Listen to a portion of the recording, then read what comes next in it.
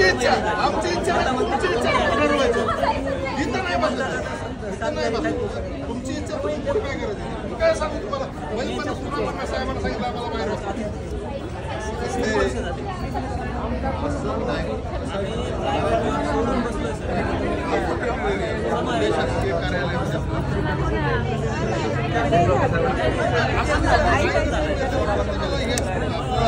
सगळे आपण कायदा असं जाणणारे माणसं आहेत कायदा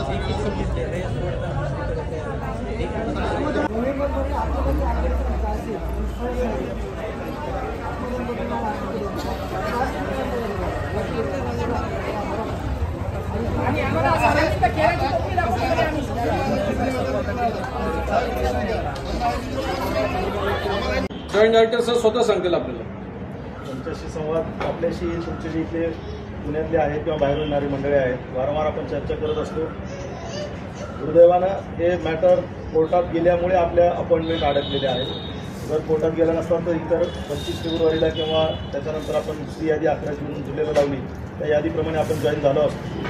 न्यायालयात कुठल्याही जसं आता महाराष्ट्र लोकसेवा आयोगाची रिक्रुटमेंट असेल किंवा कुठल्याही पदभरतीची कार्यवाही असेल अशा वेळेला कोर्टात जर प्रकरण गेलं तर त्याला प्रशासन आपल्या परीनं जे काही कोर्टासमोर भूमिका मांडायची ती मांडत असते आणि प्रश्न सुटत असतो.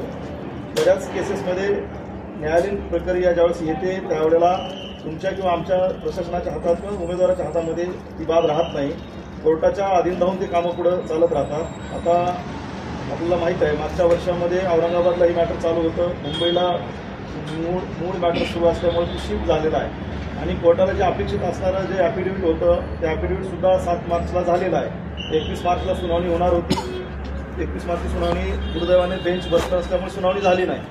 काल 24 तारखेला रयत शिक्षण संस्थेच्या वतीनं कुंभकोणी साहेब आहेत, तुमच्यातलेच काही इंटरव्हेनर मुलं आहेत, त्यांनी कोर्टाच्या निदर्शनास आणून दिलं आणि कोर्टाने 7 एप्रिलला दुपारी 3:30ची वेळ दिलेली आहे.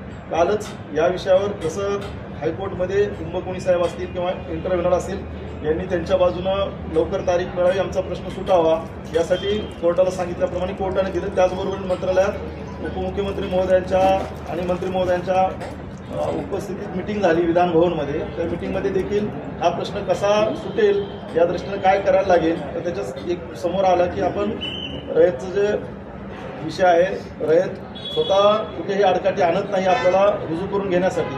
कोर्टाने जर स्टे व्हॅकेट केला तरच रयत पदस्थापना देऊ शकते अशी स्थिती असल्यामुळे रयतनं सुद्धा त्यांच्या ॲफिडेव्हिटमध्ये म्हटलंय एकूण व्हॅकन्सीची पोझिशन मांडलेली आहे रयतनं की आपल्याकडे व्हॅकन्सी किती आहे, अनुदानितमध्ये किती व्हॅकन्सी आहे. आपण 801 जण आहोत निवडलेले. 814च्या जाहिरातीपैकी 801 जणांची निवड झालेली आहे 2 राऊंडमध्ये. आता रयतकडे जी व्हॅकन्सी आहे ती याच्यापेक्षा अधिक आहे. पिटिशनरची जर संख्या बघितली तर पिटिशनर जास्तीत जास्त पिटिशनर हे 11वी 12वीचे आहेत म्हणजे जे CHBवर काम करणारे आहेत आणि आपल्या ज्या व्हॅकन्सीज आहेत त्या 1ली ते 10वी पर्यंतच्या आहेत. म्हणजे 1ली ते 5वीच्या 13-14 व्हॅकन्सी आहेत, 6वी ते 8वीच्या 350 आहेत, 9वी ते 10वीच्या जवळपास तितक्याच आहेत. म्हणजे जवळपास 801 पैकी 74 केवळ आपले ज्युनियर कॉलेजचे आहेत. उर्वरित जर बघितलं तर ते आपले सगळे 10वी पर्यंतच्या वर्गाचे आहेत. म्हणजे कोर्टासमोर हे पण स्टॅटिस्टिक्स गेलेलं आहे की नेमके पिटिशनर कोणत्या ग्रुपमधले आहेत आणि आपण रयतमध्ये निवड झालेले पवित्रचे कोणत्या ग्रुपचे आहेत. जर त्या रेकॉर्ड टेबलकडे जर गेलं तर कोर्टाला देखील हे क्लिअर होईल की ही जी व्हॅकन्सी आहे ती व्हॅकन्सी क्लिअर व्हॅकन्सी आहे आणि याचा आणि पिटिशनरचा फार संबंध नाही. पिटिशनर मॅक्झिमम 1100 पिटिशनर जे आहेत ते ज्युनियर कॉलेजचे आहेत आणि आपल्या रयतमध्ये निवड झालेले 74 पोर्टल मार्फत उमेदवार आहेत ज्युनियर कॉलेजच्या. आता जसं सरांनी काल 2 मिटिंग झालेली आहेत तर मिटिंगच्या अनुषंगाने 7 तारखेला अटॉर्नी जनरल साहेबांना उपस्थित राहण्यासाठी विनंती शासन करत आहे आणि मंत्रालयात तुमची टीम गेलेली आहे. सरांनी यांना सांगितलं की तुम्ही मंत्रालयात तुमचे जे काही गेलेले आहेत महाजन साहेबांची भेट घ्या, त्यांच्याकडूनही तुम्हाला अपडेट मिळतील काय स्थिती आहे. त्या अपडेटवरूनही आपल्याला पुढं ठरवता येईल काय करायचं आहे. समजा 7 तारखेला जर नाही झालं तर शासनाला वेगळा अजून विचार करावा लागणार आहे. जो विचार जसा आता सेकंड फेज चालू आहे तर सेकंड फेजच्या अनुषंगाने सुद्धा शासन विचार करू शकेल. मेरिटच्या उमेदवारांना डावळून खालच्या उमेदवाराला कोणीही प्रशासन असा विचार कधीही करू शकणार नाही. कोर्टाचा जर स्टे नसेल, स्टे उठल्याशिवाय आपण काही करू शकत नाही.